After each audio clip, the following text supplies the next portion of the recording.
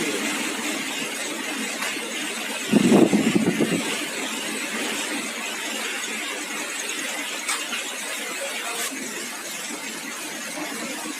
बहुत खुशी की बात है कि संयुक्त राष्ट्र संघ यहाँ विश्व लोकतंत्र दिवस मनाया। विश्व के सबसे बड़े लोकतंत्र भारत में, भारत का हृदय स्थल डेहरी ऑन सोन में विश्व लोकतंत्र दिवस, अंतर्राष्ट्रीय लोकतंत्र दिवस सह विश्व गरीब गुरबा दिवस, इंटरनेशनल डे ऑफ डेमोक्रेसी हम लोग मना रहे हैं। बहुत खुशी की बात है कि डेमोक्रेसी एक ऐसा सिस्टम है जिसमें प्रत्येक व्यक्ति का महत्व है और भारत का संविधान जो कहता है कि we the people of India, तो मुझे ऐसा लगता है कि वी में सब कुछ शामिल है। जिस तरह से संयुक्त राष्ट्र संघ में 193 देश ऐसे हैं जो पूरे विश्व भर में डेमोक्रेसी को मजबूत करने के लिए, विश्व में शांति के लिए और इस विश्व समाज को विकसित करने के लिए काम कर रहे हैं, वहीं नई दिल्ली प्रेसिडेंट पार्क, जिस तरह से यूनाइटेड नेशन जो न्यूयॉर्क में है, सेंट्रल पार्क वहाँ पे है और यहाँ पे नई दिल्ली प्रेसिडेंट पार्क है। हम लोग कोशिश कर रहे हैं कि डेहरी नई दिल्ली बनकर पूरे विश्व को एक नई दिशा दे और उसमें डेमोक्रेसी को नए सिरे से देखने का नया अंदाज है। जिस तरह से आज माननीय प्रधानमंत्री मोदी जी ने लोकसभा टीवी और राज्यसभा टीवी को एक करके संसद टीवी का नींव रख रहे हैं, उसी तरह doctor APJ Abdul Kalam when he was the president, 11th president of India, उन्होंने सबसे पहले मुझे यानी प्रेसिडेंट ऑफ यूथ इंडिया को यूथ पार्लियामेंट के लिए एक लेटर, एक संदेश भेजा था, क्योंकि वो चाहते थे कि युवा जो है संसद में जाए। तो युवा तभी संसद में जा सकते हैं जब लोकतंत्र में, जो लोकतंत्र को एक कैरियर के रूप में हमारे युवा अपने आप को प्रतिस्थापित करें और ये कहे कि लोकतंत्र यानी डेमोक्रेसी रिप्रेजेंटेशन को भी एक कैरियर के रूप में माने।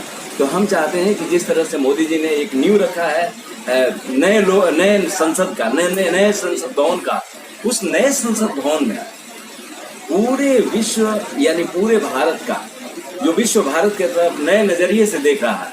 तो मुझे ऐसा लगता है कि हमारे पास आज साथ विश्व लोकतंत्र दिवस पर राकेश जी हैं, राकेश कुमार जी हैं, जो युवा मोर्चा, भारतीय जनता पार्टी युवा मोर्चा के प्रेसिडेंट हैं। हमारे पास यश जी हैं, यश कुमार जी हैं, हमारे साथ विक्की कुमार हैं, जो हमारे युवा हैं, डेहरी ऑन सोन के भविष्य हैं।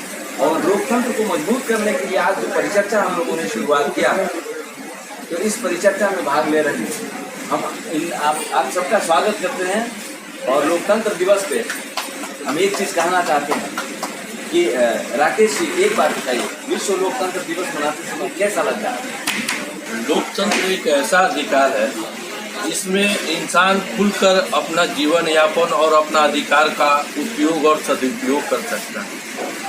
वो तो इस अवसर पे हम लोग को बहुत मतलब कि खुशी और मतलब कि गर्व महसूस हो रही है। इस दिन में गर्व महसूस हो रहा है लोकतंत्र दिवस। यश जी आप बताइए कैसा लग रहा है लोकतंत्र दिवस, विश्व लोकतंत्र दिवस आज डेहरी ऑन सोन की धरती पर मन रहा है, डेहरी विधानसभा और काराकाट लोकसभा क्षेत्र की धरती पर मन रहा है, कैसा लग रहा है? बहुत सुंदर और बहुत ही जबरदस्त। ऐसे और युवाओं को आगे बढ़ना चाहिए और हमें खुशी है इस मौके पर हम सारे एक साथ हैं। ये हमारे लिए गर्व की बात है। और सबसे बड़ी बात यह है कि हम जिस धरती पर जन्मे हैं वो पूरा भारत एक बहुत बड़ा विश्व का लोकतांत्रिक देश। जय हिंद, जय भारत।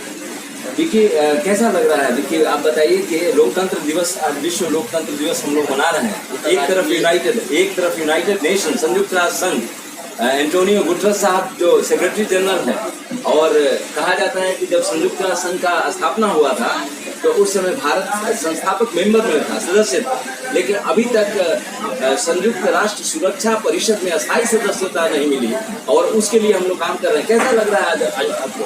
आज बहुत खुशी का बात है कि विश्व अंतर्राष्ट्रीय लोकतंत्र दिवस शिव गांधी जी के तरफ से डेहरी महोत्सव में मनाया जा रहा है, इससे बढ़कर और क्या चाहिए? हमें ऐसा लगता है कि आज हम याद कर रहे हैं अब्राहम लिंकन साहब को, जिन्होंने एक डिफिनेशन दिया था, democracy is the government of the people, for the people, by the people.